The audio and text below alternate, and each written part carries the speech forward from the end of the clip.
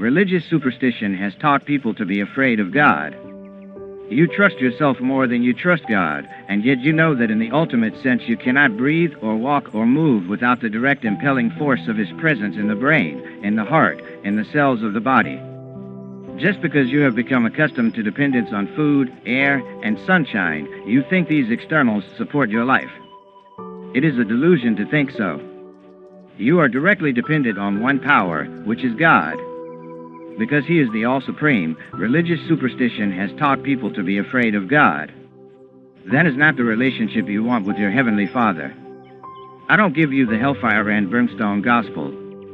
I want to teach you that God is your own, dearer than the dearest, nearer than the nearest, more loving than all things that we love. If you would but treat Him that way, if you would but lift one hand, He would drop two hands to lift you up. If you are unceasing in grasping for the hand of Spirit, He will come without fail.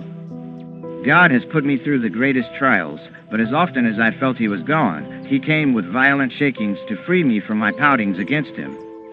We pout often, but we should never doubt. And when we pout, it should be so strongly that the mother has to come to look after us.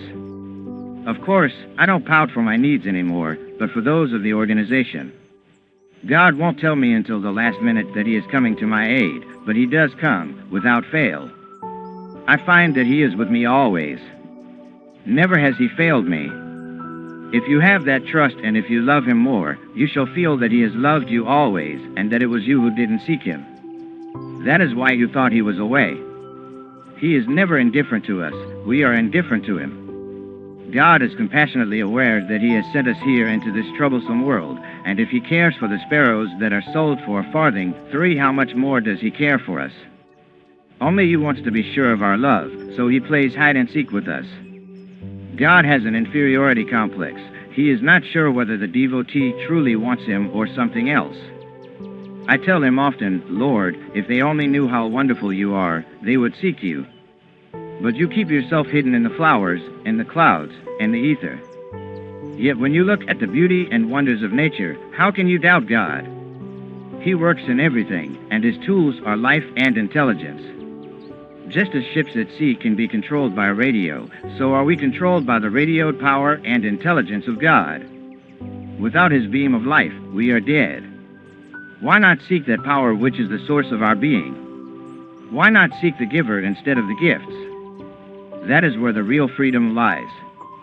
He is working right within your brain cells and your thoughts. If you would but contact Him within, you would find a friend who is unfailing, a lover who never lies. It is God alone who is pursuing you with His love, and who is seeking you right within you. If you would seek Him willingly, if you would pursue Him within, you would find Him.